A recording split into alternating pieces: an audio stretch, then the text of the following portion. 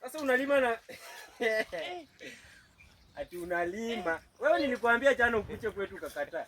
Sasa mimi nakuja unaanza kufanya vitu vingine bwana. Vitu gani mimi nilitaka nikupe mimba unaikasia?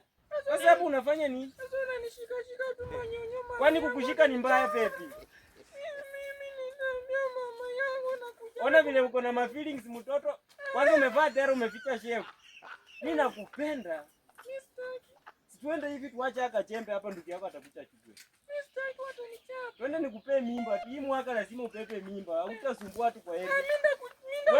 Wewe acha ujinga wewe. sitaki mimba no. Twende nikupe mimba acha chembe.